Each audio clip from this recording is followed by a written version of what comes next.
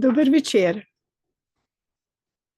Danes je moja tema neminljivo in najdragocenejši zaklad. Priznam, to je tudi zame velik izziv danes.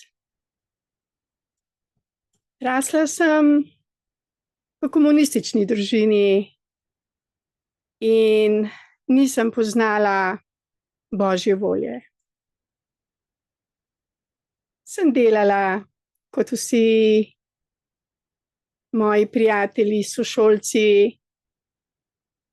za službo, da bom imela dobro službo, da si bom lahko kupila stanovanje. Nisem nikoli razmišljala o neminljivem bogastvu. Dokler seveda nisem spoznala Božje resnice in to v času, ko sem bila resnično že na robu smrti. Nažalost se veliko ljudi spreobrne k Bogu v zrelejših letih zaradi kakšnih problemov, zaradi zdravstvenih razlogov.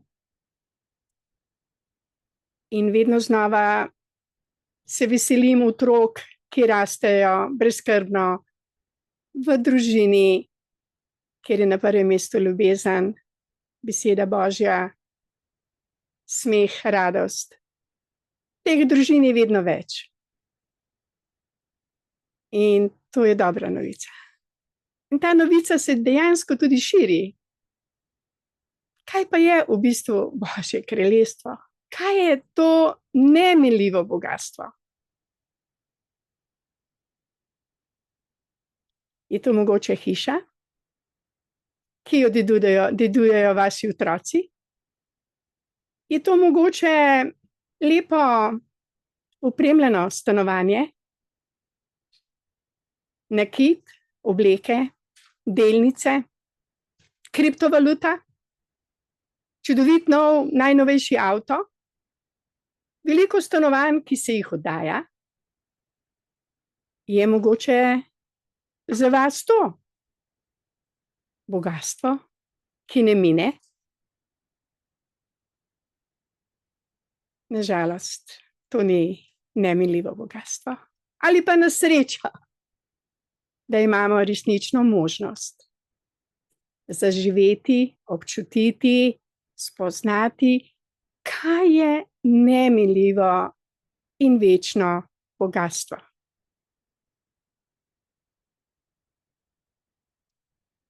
Ja, to bogastvo je skrito v našem srcu, v naši duši, v našem življenju. In če imamo na prvem mestu to, kar je tudi prva alineja 9. člena Društva za srečno življenje, to je brezpogojna ljubezen, je naše bogastvo tisti mir, ki ga čutimo in ga lahko darujemo svojim bližnjim. Tudi neprijatelje.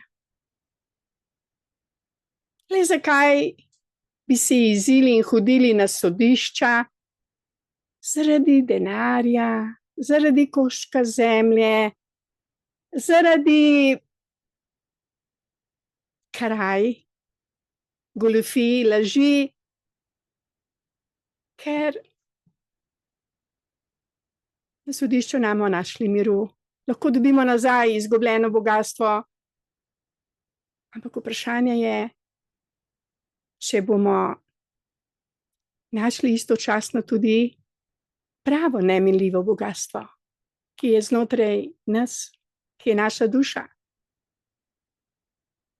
ki je naš odnos do našega stvarnika,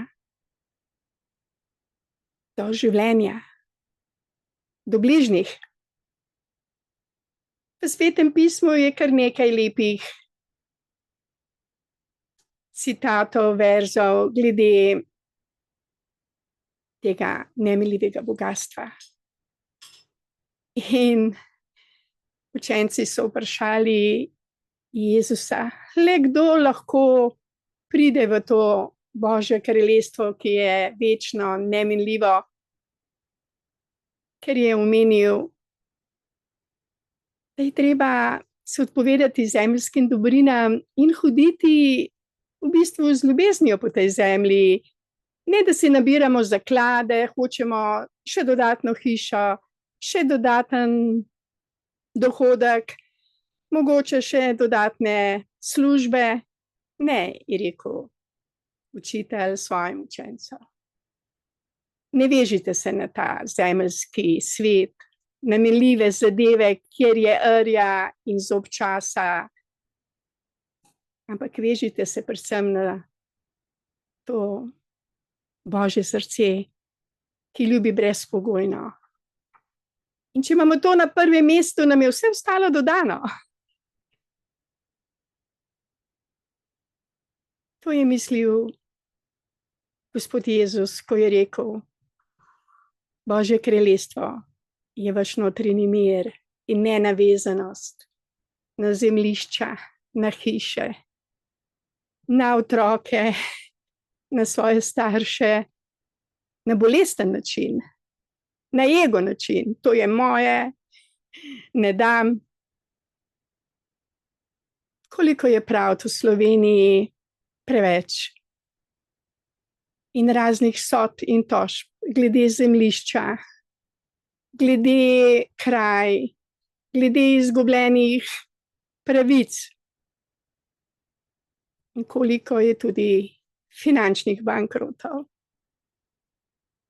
katerim sledijo bolezni, samomori, žalost. Preveč. Božje kraljestvo je odnos do življenja. Hvaležnost, da živimo. Hvaležnost, da smo prišli na ta planet brez bančne kartice, brez hiše. Prišli smo kot otroci radosti, da razveseljujemo svoje starše in jim prenašamo smeh, radost in veselje. In da živimo življenje, ki nam je darilo. In če bomo to ne glede na okoliščine ohranili, bomo to, kar smo. Otroci radosti, ki imamo v srcu spoštovanje, ljubezen do življenja, in to je neminljivo in trajno bogastvo. Hvala lepa za vašo pozornost.